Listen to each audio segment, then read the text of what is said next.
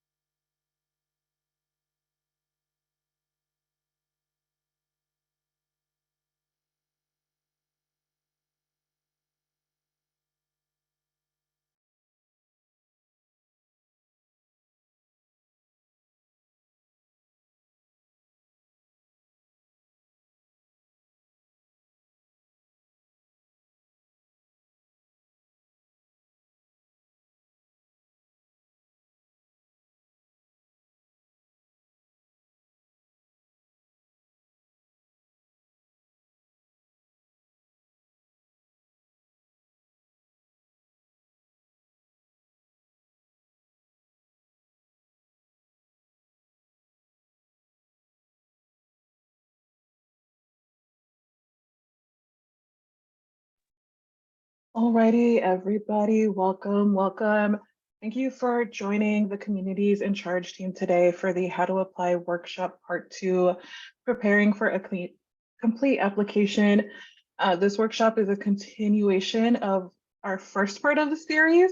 The first part, we focused on program design and eligibility requirements for applications. For this one, we'll be doing more of a deep dive on resource sharing and what our incentive processing center looks like and what you can expect. So welcome and thank you again. Next slide. Before we begin, I'd like to quickly introduce our presenters for today. My name is Xiomara Chavez, Lead Project Manager at CalSTART. I'm joined by the Deputy Director, Jeffrey Cook, and Phil Kazel from the California Energy Commission. And also Brian Fauble will be joining us a little later and will be assisting us during the Q&A. Next slide. Just some general housekeeping. We are on Zoom webinar mode. We have some limited capabilities for this webinar. There is no chat function, and you can put all of your questions in the Q&A box, and we'll reserve those for the end of the presentation. We will be focusing in on written Q&A, but if we have time, we will be able to do verbal, where you can use that raise or lower hand function to if you have something to say, you can use that to tell us that you have something to say or to ask. So yeah, so next slide. All right, so for our agenda for today, we'll begin with some goals for this workshop, a brief overview of communities in charge, and a walkthrough of our incentive processing center, which is a place that you'll be submitting your applications, and provide some insight on other aspects of the IPC, so you can be familiar with it before the application window opens. Next slide.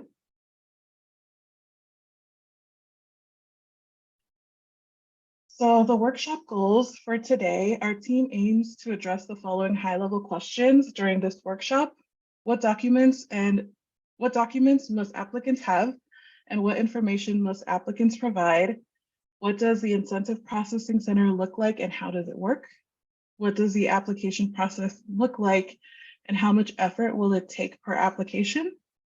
We hope that by the end of this, you'll be able to have a preliminary understanding of what the IPC looks like, where to find resources and documents to help you with your application, and how much effort it will take to register and submit applications. Next slide. All right, so we have our first poll for you. And the question is, how did you hear about communities in charge? Public meeting, social media, CalSTART newsletter, etc. Please launch the poll.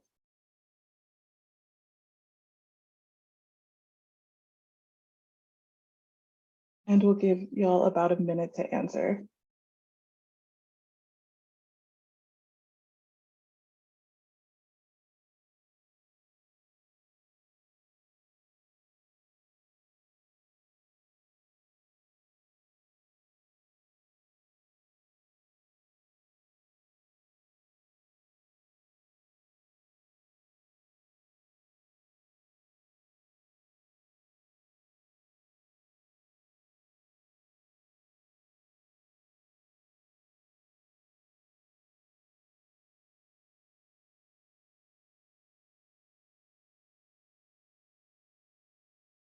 Okay, so it looks like it's slowing down. Awesome. And we can go ahead and share the results. Awesome, so it looks like a bulk of you got your information from the CEC docket announcement from CalSTART Compass. Great, thank you. All right, next slide. So before we deep dive into the IPC, we wanted to do a quick refresher of what communities in charge is. Next slide. So project overview, communities in charge is California's market accelerating light duty EV charging incentive project that's funded by the CEC, or the California Energy Commission Clean Transportation Program. It's implemented by us, CalSTART, and we are in partnership with Grid Alternatives and Tetra Tech. This project is designed to transform EV accessibility, rapidly catalyze new markets, and swiftly deploy level 2 EV charging stations. For this first funding wave, there is $30 million available. And yeah, so that's just some brief points about this project. Next slide.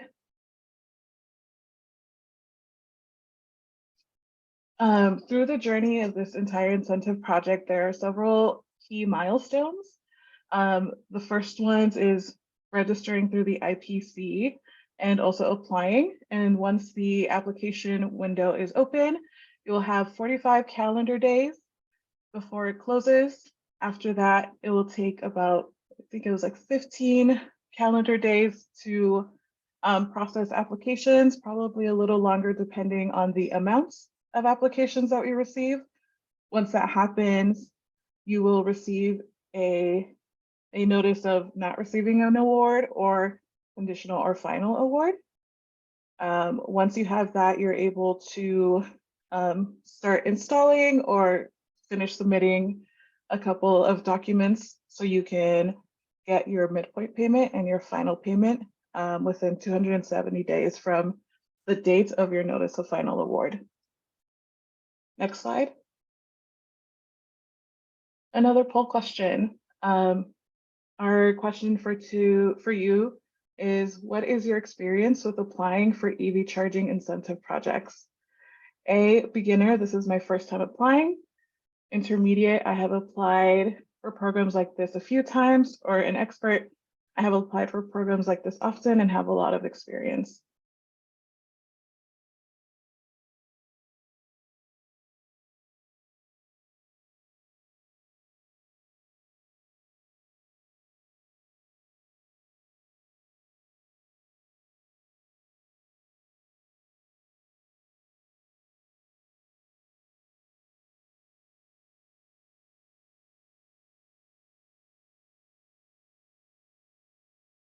All right, so we should be closing out the poll questions soon. Awesome. And we'll share the results with you in a second. So it looks like at least half of you are beginners. So we're hoping that this is helpful. And yeah, we'll take all your questions in the end to get as much information as you can from this workshop. Great. Next slide. And we have another question. Do you expect to submit documentation to be considered a community connection? And which community connection do you think your projects will fall under?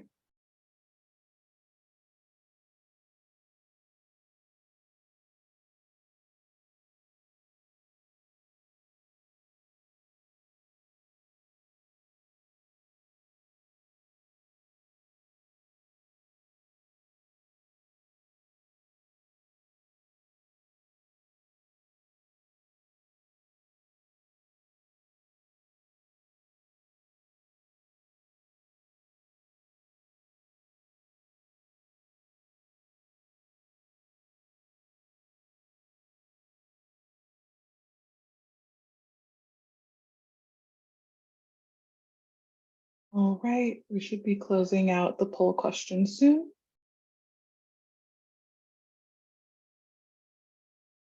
Awesome. So it looks like 32% will be applying for multifamily housing in charge. Awesome. Then followed by schools in charge, nonprofits in charge, and tribes in charge. Awesome. Thank you so much for your participation. Next slide. Okay, so we'll begin our application journey through the Incentive Processing Center. And next slide. Okay, so the Incentive Processing Center, and I'll be referring to it as the IPC. The IPC is an online platform where you'll be able to enter application information, upload documents, check on application statuses, and receive messages from staff. The IPC will open on March 23rd, 2023 at 9 a.m. Pacific Standard Time. And the way that you'll know that the IPC is open is our staff will notify availability via the website. the docket, the CEC docket, and the email list. And to sign up for our email list, be sure to check out our website at thecommunitiesinCharge.org and fill out that form to be a part of the email list, or turn on your notifications for the CEC docket as well, and check the website frequently, especially in that coming week. Next slide. Okay, so at the beginning of some of the sections, I have created these slides for you all where it's just a one-stop shop to find information that is required for the applications, and then resources that are available to you in the PDFs that you can find on the CEC docket. They are hyperlinked, so it will take you straight to the website to find all of these resources. And if it's not hyperlinked, it's because it's an email, but the Calendly link is hyperlinked as well. But for the IPC at the time of application, when you register, you will need to give information about your organization, contact information for a primary and alternative. Alternative is optional, and a tax ID. Once you get into the application stage, you will give information on project site. You will upload supporting documents, and you will also give some equipment information, mostly the make and model of the EVSEs you decide to use, and connector counts. Some resources that will help you is the application checklist that you can find on our website. This resource, although you will not be turning it in, is something that you can download and print and fill out. So by the time that the IPC opens, you have all of your information gathered in one place. If you have any questions about the program or you need support with your projects, you can email our team at communitiesinCharge@calstart.org, or you can visit us during our office hours, and you can set up this time with the Calendly link that's hyperlinked in the PDF. Next slide. Okay, so just a quick recap of the project readiness and funding reservation process. When the applications are submitted, they will be sorted into tiers. Tier 1 being the most ready, where you will be submitting a site verification form, a final site design, an issued building permit. Tier 2, you will turn in your site verification form, final site design, and a building permit application. And Tier 3, a site verification form and preliminary site plans. You can find examples of these files or file types on our website in these sample supporting documents to get examples of what a building permit looks like or an application. Also, an example of a preliminary site design or final site design as well. The biggest difference between a preliminary and final site design is that a final site design is signed off by utility and by the AHJ. For the scale of some of your projects, you will need sign off from utilities to make sure that you have power, enough power going to your site. And so next slide. Okay, so we have one more poll question. Which readiness tier do you expect the majority of your applications to fall under?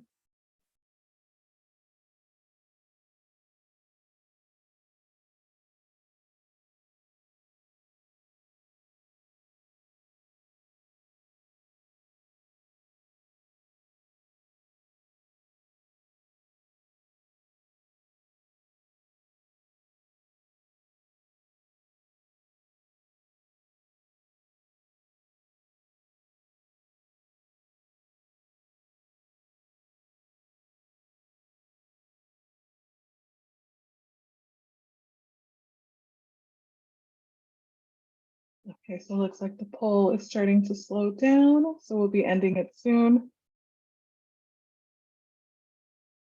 Awesome, and we'll be sharing the results. Great, so it looks like the majority of you are not sure, and that's totally okay. But there is people who will be coming in as Tier 1, Tier 2, and Tier 3, which is great.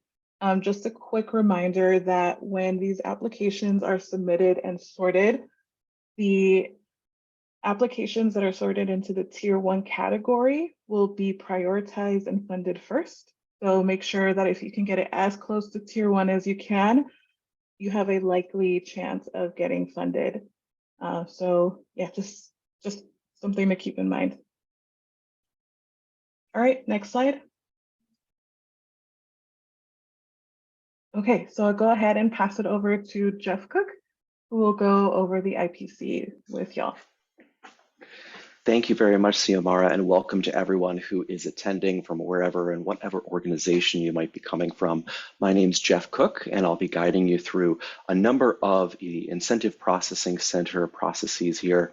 One thing that we do want to call out ahead of time is that since we'll be exploring the Incentive Processing Center in detail through some screenshots here, the screenshots you are about to see are for illustrative purposes only, and any elements, processes, or written information contained within the subsequent slides and their screenshots may be subject to change prior to the funding lane opening later in March. Next slide. So for applicants who have already registered, we plan to have a quick click for My Account at the top right corner of the Communities in Charge website. If you have not yet registered with the IPC, a link will be made available across multiple other pages for you to do so. Either way, we'll have a very clear means of navigating to how to register or log back into your IPC login. Next slide. You must register as an applicant prior to applying. Your login is effectively your identity as an applicant and grants you access to all applications you submit through the IPC, as we'll illustrate here shortly. Each application should have only one login. The IPC shall launch on March 23rd, at which point you will be able to register and begin uploading your application materials. Next slide. Once you have registered or logged back in, you will be greeted at the IPC home screen. From here, you will be able to see a toolbar at the top, which will allow you to navigate across multiple areas of the IPC.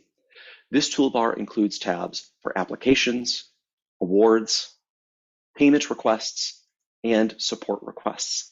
At any time, you can navigate back to this homepage by clicking Home, learn more about your registration information by clicking the silhouette in the top right-hand corner. It's a little bit small, but it's up there.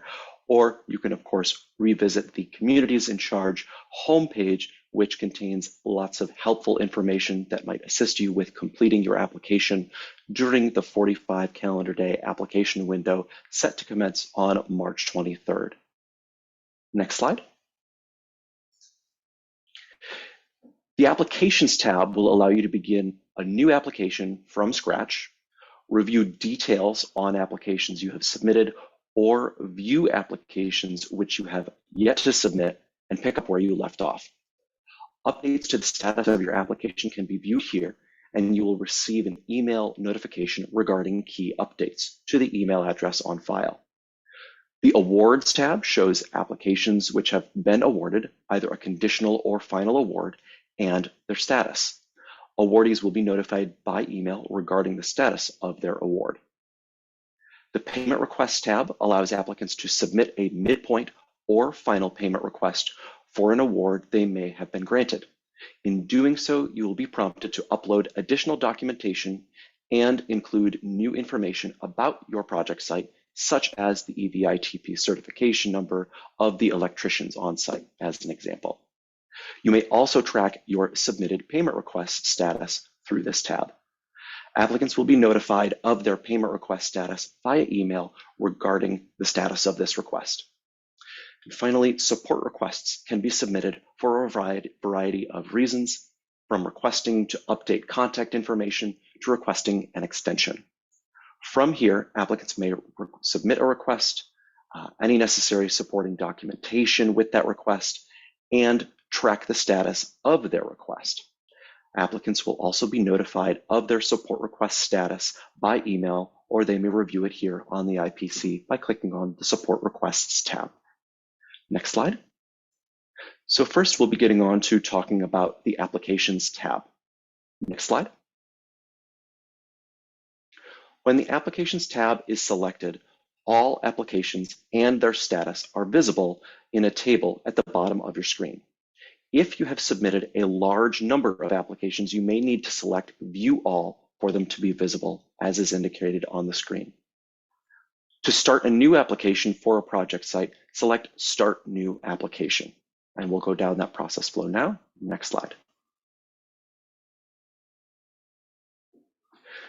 You will be met with a prompt to confirm that you do indeed wish to begin a new application if you have selected that Start New Application button, as well as information to consider prior to starting, such as construction must not have begun at the project site for which you are seeking to submit an application. Also, some suggestions to consult the application checklist available at our website and ensure you have all of the necessary materials prior to beginning your application, and that all your application materials must be submitted prior to an application window closing. So click Confirm once you are ready to start. And so let's click Confirm and go to the next slide. Here you will enter the street address for your project site. This must be entered in the same manner as it is recorded on official documents such as a permit. So click Save and continue to advance to the next step. Next slide.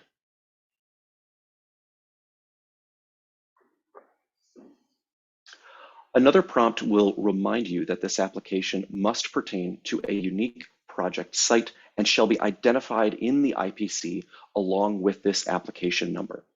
The application number is effectively the basic functional unit of the Incentive Processing Center, and all of your requests can be tied back to that application pertaining to your project site. You'll click Save and Continue, or just Continue. Next slide. The information provided during registration will pre-populate on the left side, as you'll see indicated on the circle there.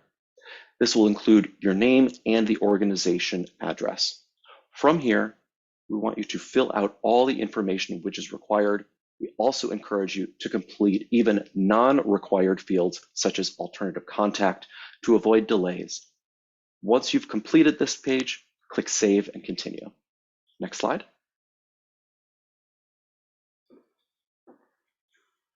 At this slide, or at this page, you want to ensure the job site information is filled in correctly and include the parcel number or lat-long coordinates for your site if available. This can help identify sites which may be unique from one another but are located close to each other. Select the type of project site description which best describes your site, for example, workplace charging, multifamily housing, etc., and then click Save and Continue. Next slide. At this screen, you'll be greeted with a question asking whether or not construction has begun at your site. This is merely a process flow in the Incentive Processing Center necessary for some back-end infrastructure to take place. But as a reminder, construction must not have begun at the project site for which you are seeking to submit an application. Select the appropriate entry here and then Save and Continue. Next slide. Now you will select equipment from a pick list populated with only Level 2 EVSEs which meet the eligibility criteria for communities in charge. To do so, select the EVSEs you intend to install at your project site from the dropdown, indicate the quantity of that particular make and model which you intend to install, and click Add Equipment. Repeat this process until you have accurately and completely entered the number of EVSEs which you intend to install at your site. As a reminder, you must install at least 4 connectors to be eligible to participate with communities in charge, and only certain project site types, multifamily housing and workplace charging, may be eligible to install greater than 20 total connectors. Click Save and Continue. Next slide.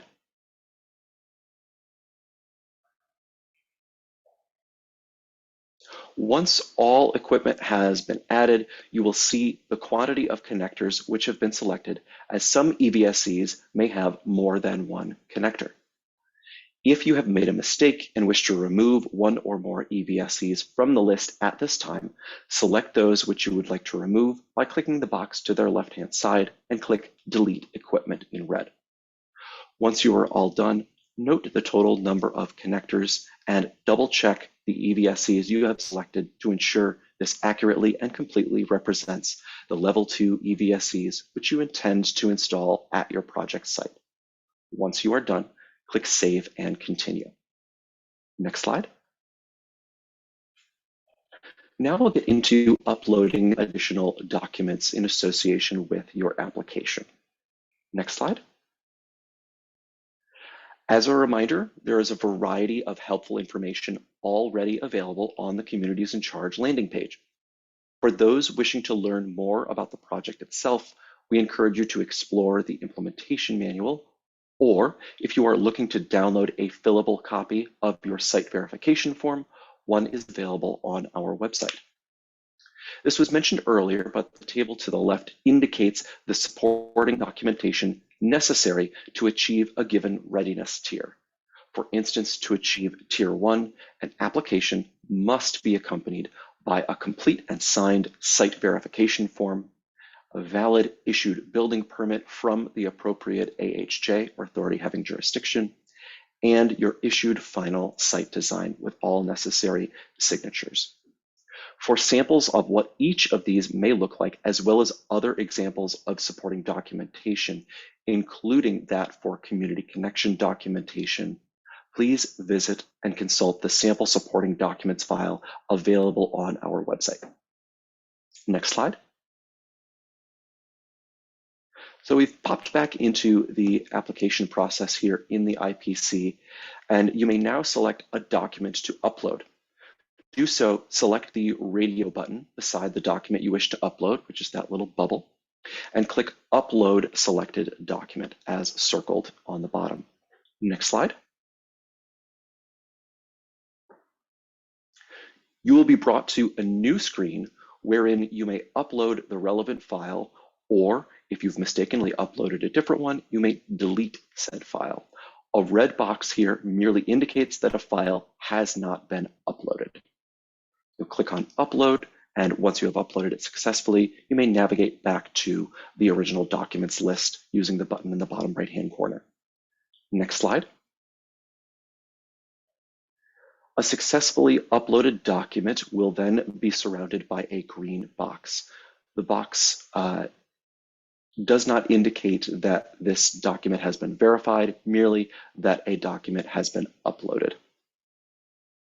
If you wish to remove this document, for instance, it has been uploaded in error, you've selected the incorrect one from your computer, select the trash can icon to remove it and upload a different file. Next slide. Once you click Return to Document List, you are navigated back to where you may upload additional documentation. You'll repeat this process until you have uploaded all of the necessary documentation and supporting materials in association with your application. Documents which have been successfully uploaded have a status indicating uploaded. Documents which have not been uploaded have the status pending upload. If you do not plan to upload a document and see this pending upload status, that is expected behavior and you can disregard. Once you are done uploading all of the documents and application materials, click Save and Continue. Next slide. Here we reach the Review and Submit screen, and this is an important juncture for your application. At this point, it is worth noting that by submitting an application to Communities in Charge, applicants acknowledge to have read, understood, and agree to be bound by the requirements set forth within the implementation manual. An application to Communities in Charge does not constitute a guarantee of award, and any costs incurred are done so at the applicant's own risk. Should this application be selected for an award, further instruction shall be provided by the project team, either by email or directly through the IPC. You'll select Agree to Terms and click submit application. Only do this once you are finished with your application and have no further materials to include. This is akin to dropping your application off in the mail. You will be unable to change or alter your application after this point. While Communities in Charge is not a first come, first serve project, and applications submitted at the beginning of the window are no more likely to be selected than those submitted at the end, we encourage you to submit materials promptly. Extension to the application window will not be granted. Next slide. Now let's get on to the awards section. Next slide. This section will show all your existing awards, as well as review information such as readiness tier and award type. Next slide. Applicants may review their status at any time here. However, award status will also be communicated via email once awardees have been chosen. Given this tab will be live from the beginning of the application window opening and after application window closing, you may see a blank field below. This is expected behavior. The blank field below containing no active awards merely means that either A, the project team is currently processing applications, checking documents, and otherwise combing through all of your good applications, or further down the line, after notices of award have been distributed, that no award was distributed in association with any of your submitted applications. Next slide. There's a lot going on this screen here, so I just want to touch on a couple of brief points. These slides, as is important to note, have been docketed and are publicly available, so we encourage you to review at your leisure and contact the team with any questions. However, one item to note are that conditional awardees have 90 calendar days to submit a support request of the following type: submit additional documentation application, that's the name of the support request, containing their issued building permit and final site plans. This must be done within this 90-day period to avoid application cancellation or any other delays. Next slide. Okay, we went through that pretty quickly, and there's a lot of great information to digest.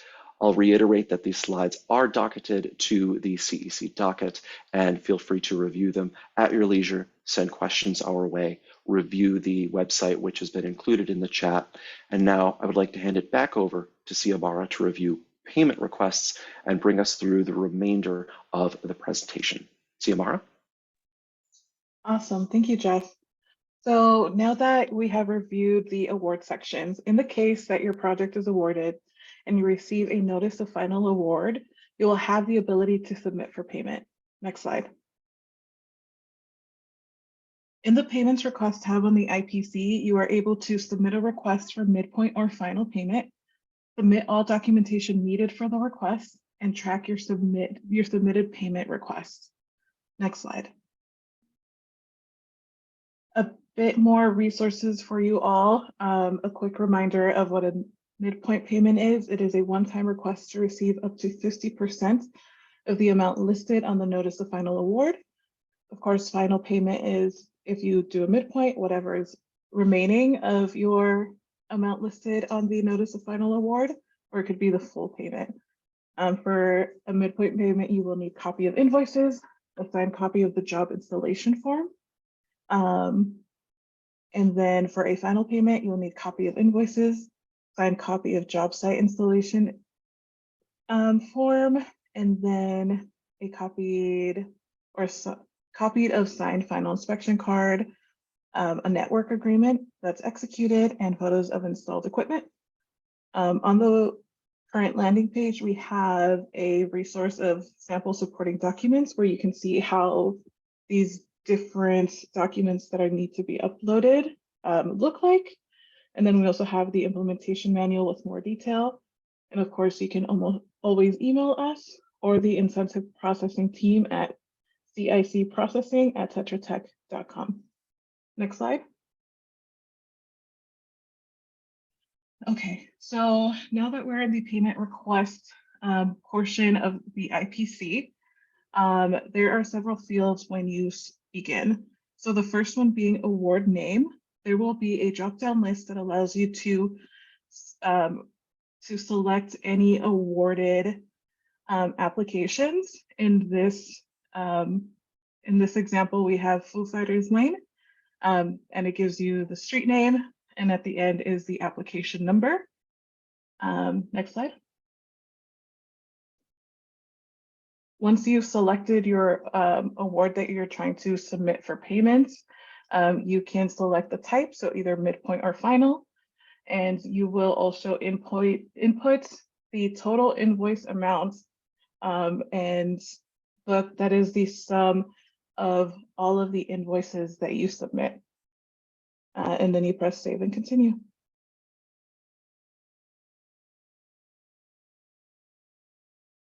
Okay, so for this one, as you saw earlier in the application stage, it had the same question: has construction begun at this site?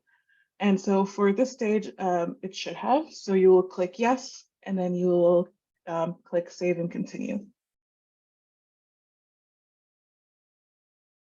Okay, so now we're into the installation phase. Well, you'll be submitting some information about the contractors and electricians. When you select add general contractor as indicated in the circle, it will take you to a separate screen. You will input all of their information, being first, last, C10 number, and contact information. Then you will press, add, save and continue, and you will come back to the screen. Once you return to the screen, as indicated with the orange arrow, you will see your contractor name listed. And then you have added your contractor, and it could also be multiple. Next slide. Once you've added all your contractors, you will add an electrician, and you will select add electrician as indicated by the orange circle. Next slide. You will be adding first, last name, and the EVITP certification number. This screen is going to look very similar to the contractor one as well. So once you filled out all the information, you will press save and continue. Okay, now that we've added our electricians and contractors, we will be uploading more documents. For this example, we will be selecting photo of installed equipment by pressing the bubble. And once you've selected that bubble, you will select upload selected documents as indicated in the circle. Next page. Next slide. And so once you're here, you're going to start off with that similar red box as you did in the application stage. Once you've uploaded them, they will show up as green. And when you're in the IPC, it will show you the picture, but for example's sake, I just added our logo for now. And so once you have uploaded it successfully, it will turn green to show that the upload was successful, but it does not mean that it is verified by our incentive processing team quite yet. Next slide. Okay, and just a quick reminder that when you are doing your final or midpoint payments, you will have some things that are required to upload. So be sure to check that all of the ones that are circled and required are there, and you can check the status under status and make sure that it says uploaded. And yeah, so then once you have uploaded everything, you will press save and continue. Next slide. Okay, so now that we've uploaded all of our documents, the next step is to confirm our EVSE. And so as you saw in the application stage, when you enter the type of EVSE and the quantity, it listed it out for you. And so all of that information will pre-populate into the final payment stage, where you will see the list of your makes and models. And it'll also give you some fields on the right-hand side where you are able to enter the serial numbers for all of your units. Just make sure that the serial numbers that you input all match with the photos that you uploaded earlier in the process. Once you've completed that, you press save and continue. Yeah, so once you hit save and continue, you'll be asked to review and submit, and then you're done with the final payment. And it seems pretty easy peasy for now, but we'll go ahead and continue with how to submit a support request. Next slide.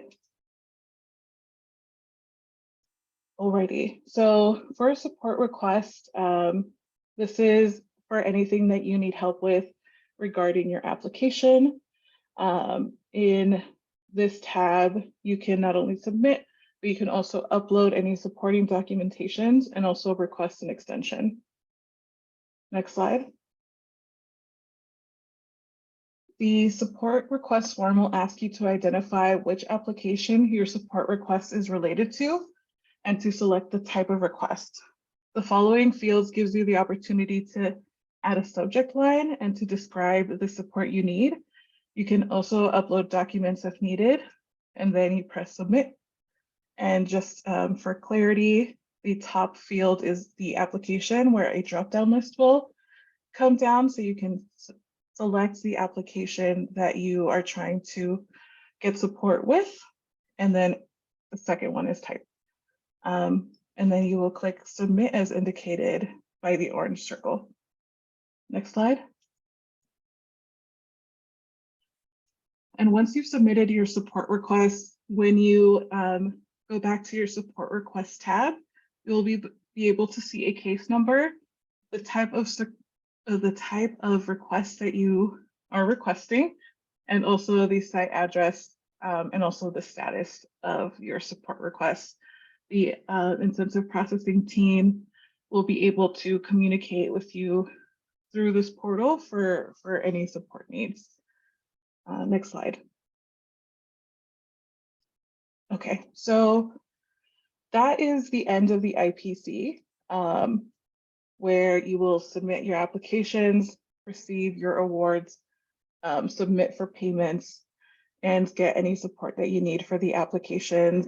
This slide is just a refresher for everyone that even once you receive your final payment, there is still some requirements post your installation. So you will have to provide level 2 EVSE usage data for 24 months. Ensure that each level 2 EVSE is up at least 97% of the time. And we define level 2 EVSE uptime as when all of the following are true. Its hardware and software are both online. Its hardware and software are in use or available for use. The charging connector dispenses electricity as expected. In addition to the EVSE data, you'll be asked to submit reports and respond to surveys put forth by us for a period of 36 months. And you must be available for a follow-up inspection if requested by the community's in charge staff, CEC or CEC's designee. Next slide. And just for a reminder, we do have some upcoming dates, and just a reminder of dates that have occurred already. Our implementation manual was posted on December 23rd, 2022. Our application and sample supported documents are now posted on our landing page, and that was posted back in February. And then we will have our full revamped website launch on the week of March 20th. And then shortly after, we will open the IPC for registration and to submit applications. Next slide. Okay, so before we get into the Q&A, just wanted to give a quick reminder that we are available to support you with any questions if you email us at communitiesinCharge@calstart.org, or if you have any questions and you'd like to set up office hours, feel free to set up that time using the Calendly link. The webinar and recording of this webinar will be made available, and all of the slides are currently posted on the CEC docket.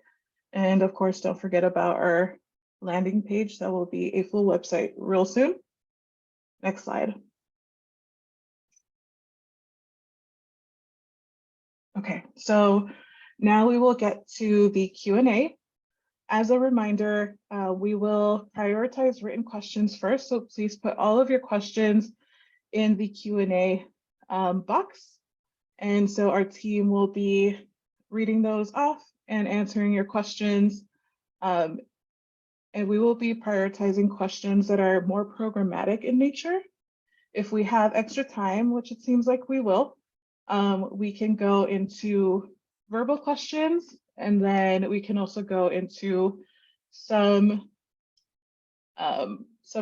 like more project-based questions if they're useful for a lot of the participants to know.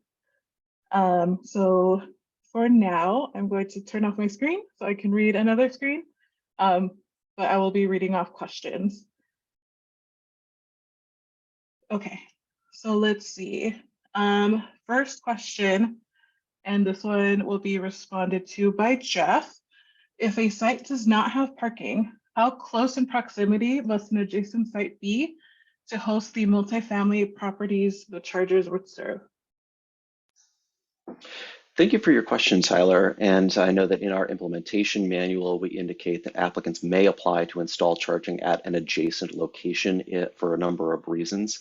One thing that we do want to make sure is the case that this must be owned or operated by the multifamily housing site. So for instance, if you've got a set of apartments and across the street is the parking garage for those, that is acceptable. Thanks, Jeff. Next question. Regarding readiness, we have several sites / projects within our full electrification program at different phases of readiness.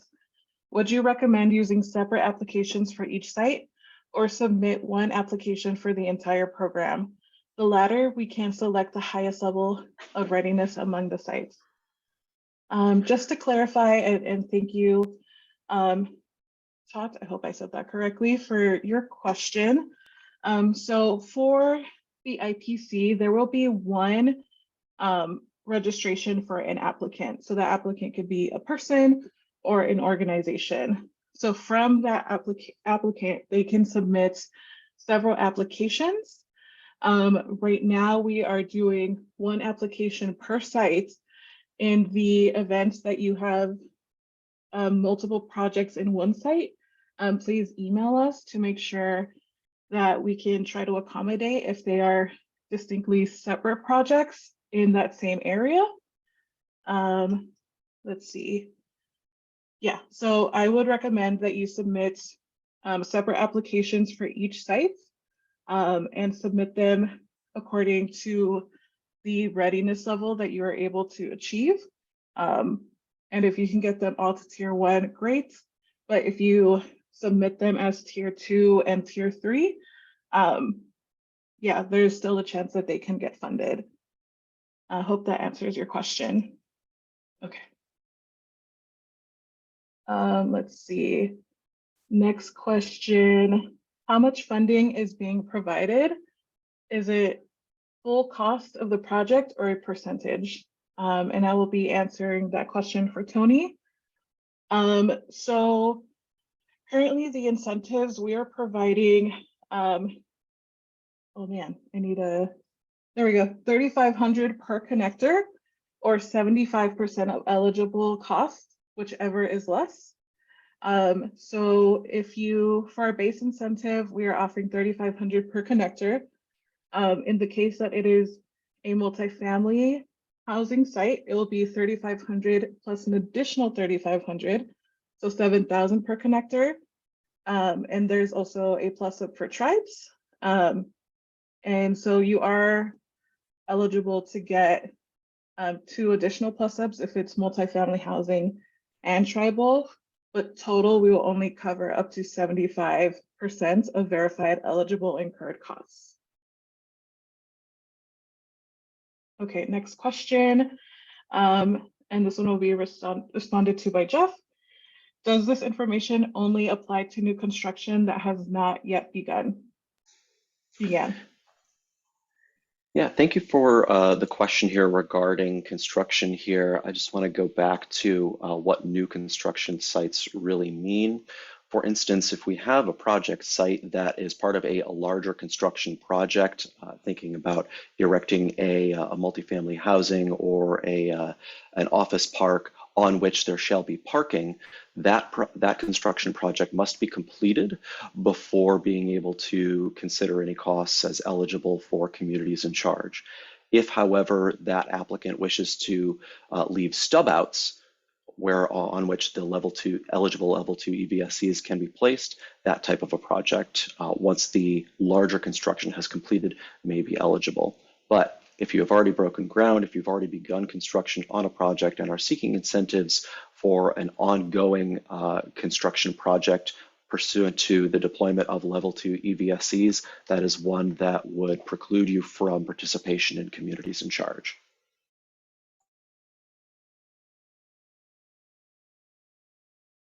All right, we have another question for you, Jeff. What will be the acceptable form of signature will be accepted where prompted in the IPC? Great question. So the acceptable form of signature may be either a digital signature or a wet signature, for instance, on the site verification form, needing to bring that to the property owner and have them physically sign that. Feel free to scan it and upload it to the IPC. However, we are trending towards wanting to make as much as possible digital signatures wherever we can integrate that. Awesome. Okay, one more question for you, Jeff. May the source of the 25% match funding be in the form of additional connectors installed that are above the number of connectors requested for communities in charge funding, e.g. request funding for 10 connectors, but in fact install 13 connectors with the eligible cost for the last 3 serving as the documented match? Great question, and really love the creative approach here with trying to find a means of helping realize your project. This type of a match is not one that would be eligible, meaning that we calculate the 75% of eligible costs or $3,500 per eligible connector based upon the information that you provide. So we would encourage you and request that all information provided to communities in charge staff through the IPC or otherwise accurately represents the totality of the project site which you are pursuing, and match is not eligible if it is saying that you'll pay for X number of full installs for 3 connectors. That is not something that's within scope for this project. Thanks, Jeff. I'll be going on to the next question. What is the minimum and maximum years of extended warranty that can be considered as eligible costs? Currently, extended warranty is an eligible cost, but it is a not required thing. So there is no minimum or maximum years of extended warranty required. So thank you for that question. Next question from Joseph. Is there a place to register for the IPC before the launch of the new website? The IPC will be live on launch day, which is on March 23rd, so there will be no pre-registration available. Thank you for your question, Joseph. Next one is, when is the exact deadline? So when the IPC opens on and I'm going to guess that this question has to do with submitting applications, so I'll take it from that place. So when the IPC opens on March 23rd, 2023 at 9 a.m., you will have 45 calendar days to submit your applications. And then once you submit, then the sorting and awarding will start. And so you'll find out when it'll open. So we'll be sending out emails, and we'll also be emailing everybody around when the application window will be closing. That will also be featured on the IPC. So I hope that answers your question. All right, so next one is with Jeff. What is considered to be the start of construction if a project has already begun its site design and obtained a permit, but no physical labor has started? Would it still qualify? So that type of instance that you described, where you have obtained a building permit, maybe meaning you have one issued from the relevant and appropriate AHJ, and your site design has been approved, but no physical labor has started, this may be eligible to participate as a project site in Communities in Charge.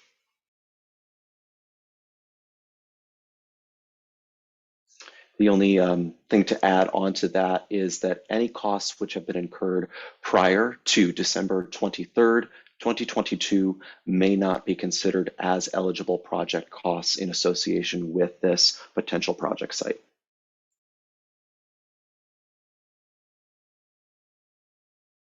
Awesome, thank you, Jeff. Next question I'll be answering. To get Cal EVAP block grants, applicants have to use the construction progress tracker. Do we have to use the construction progress tracker for the Communities in Charge program, or do we only need to focus on the IPC? Thank you for that question. There is no construction project tracker for Communities in Charge. This will only be available for Cal EVAP 2.0. So yeah, we do recommend that you focus in on the IPC to not only submit applications, but keep track of your award and to submit for final payment. Thank you for your question. Next, this one will be for Jeff. Does Workplace include fleet charging for a company's internal vehicles? Or Workplace, do the stations need to be made available for employees' vehicles as well as the company's internal vehicles? So for workplace charging, that is intended to be used by the employees of the workplace itself, and it must not be allocated to any one individual or vehicle.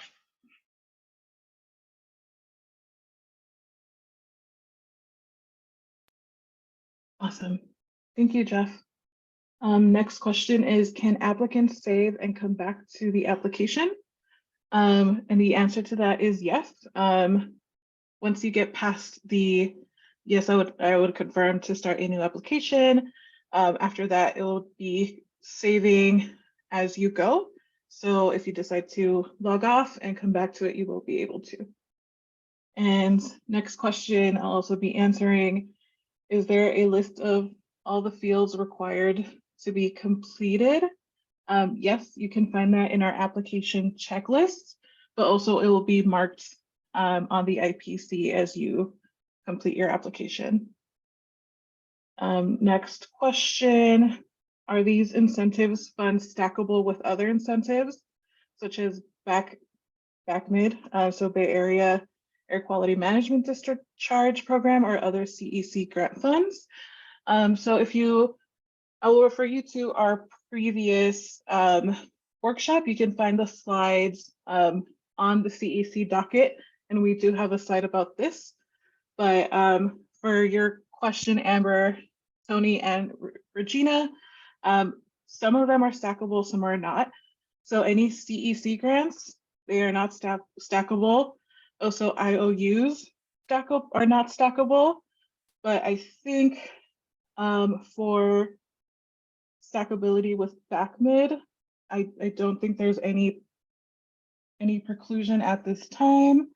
But yeah, so I would say double check with the previous presentation slides that are docketed on the CEC docket, and also check the IM for any more information. Okay, Next question. May a school applicant be eligible for community in charge funding if the primary purpose is for the electrification of the fleet, but it would not be available for public use? Overall, yes, but definitely consult the specific requirements in the IM. But just a reminder that installations for school buses are ineligible. Next question is for Jeff. Are the components of system availability uptime measured separately or in aggregate? What is the time frame of system availability measured in a 24-hour period? Yeah, thank you for your question. I think this is pertaining to the 97% uptime item that CMR raised earlier.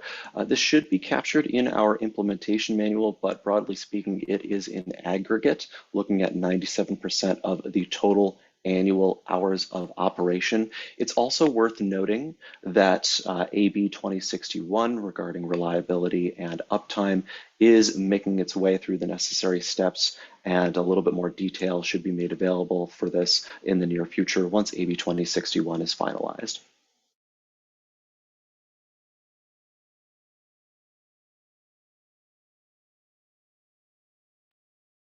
Thanks, Jeff. This question is also for you. In what situations would you consider an extension? Thanks for that. We have an extensions policy listed on our website, so I would refer you to that. And I think we have one other question before that I'll just address real quick. When does the application window close? And that is 45 calendar days after its opening. Reminder, that's March 23rd, 9 a.m. Pacific time, 45 calendar days following that.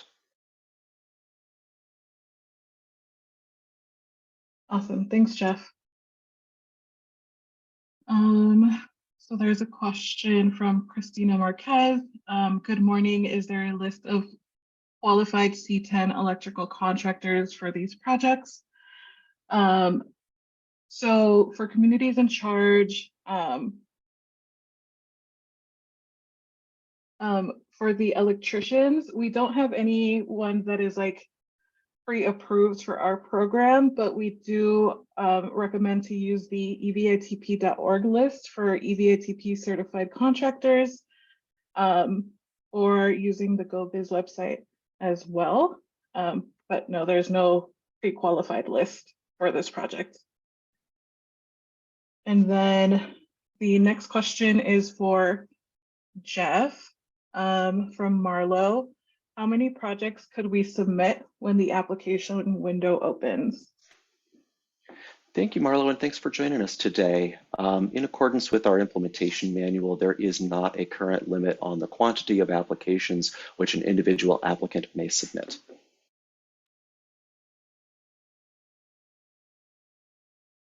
Okay, another question for you. Is it required to have a community in charge connection? Yes, again, thank you, Marlo, for your question.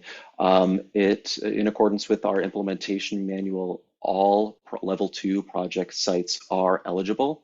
All level 2 project sites are eligible unless explicitly mentioned with respect to preclusions included in our implementation manual.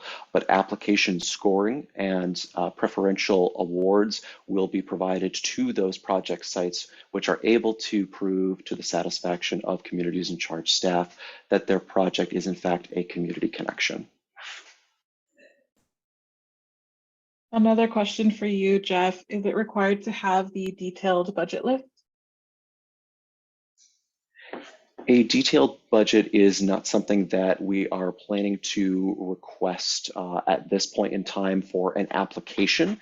If, however, your question pertains to submission of a midpoint or request for midpoint or final payment, we do require a completed copy of invoices, which include the invoice date, an itemization of eligible costs, credits, discounts, and incentives received as applicable, as well as any additional signatures which might be required to show the usage of and compliance with EVITP certified technicians, as well as compliance with and payment of prevailing wage for all staff on the project site.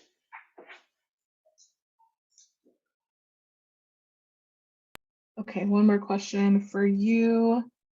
Jeff, can my contractor be both the C10 contractor and EVITP holder? I think your general contractor may very well hold a C10 license as well as be EVITP certified. The requirement that we can set forth here is not from a programmatic level, and rather this is flowing down as a state law that abidance with I believe it's AB 841 with the quantity of EVITP certified technicians which must be on site. So if your general contractor does also happen to be an EVITP certified technician, then excellent.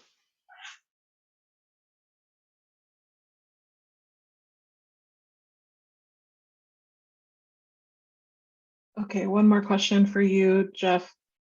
I think folks are just wanting a definitive confirmation of the 45 calendar days after March 23rd. I count this as the application window closing on Monday, May 7th. Can you please confirm that this is correct and closure time would be at 5 p.m. PST on May 7th? Yes, as far as confirming closure dates, we will need to make sure that there aren't any other additional conflicts on that particular date, either within our Communities in Charge project team, our funding partners, or anything that might otherwise limit our ability to provide that 45-day window up to, say, 5 p.m. on that date. Subsequent communication will go out to all of the registrants to our mailing list, as well as if you are on the CalSTART Compass mailing list, that type of information may also be included there as well. Also look to our website. So we'll be including more specifics on that very, very soon here and should have something for you prior to opening of the funding lane on March 23rd. All right, we have one more question. Will the questions answered live be part of an available FAQ page? Is there an FAQ page already available? At this current juncture, there's no plans of making an FAQ. We can think about including it when our website launches, but this recorded webinar will be available for view shortly after this webinar as well. Okay, so then we have another question. If a site host seeks a direct payment under the Inflation Reduction Act in the future, does that need to be shown in the other incentive? Those rules have not been promulgated yet, and it is very uncertain that all nonprofits would in fact receive the direct payments requested. Jeff, can we have your support answering that one? Yeah, absolutely. I know this is kind of evolving in real time, so really appreciate your question to that effect. I think what we'll have to do is, as this evolves, we will provide further guidance at the time.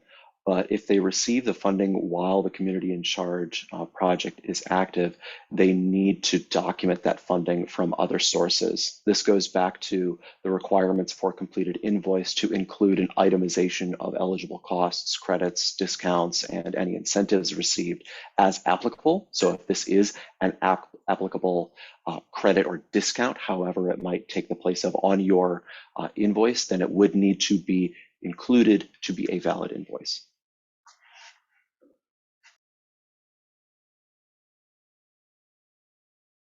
Okay, so it looks like we've made it to the end of our written questions. We can definitely take a few minutes for verbal. Just as a reminder, if you'd like to ask a verbal question, please use the raise hand function.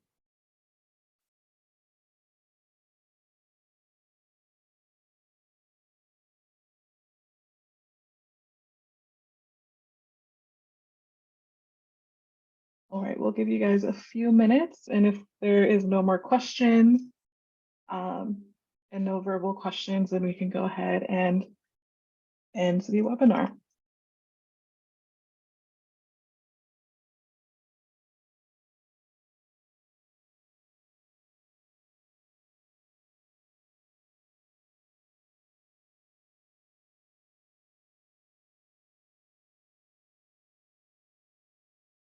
Okay, all right. So I don't see any hands raised. So we can go ahead and go to the next slide.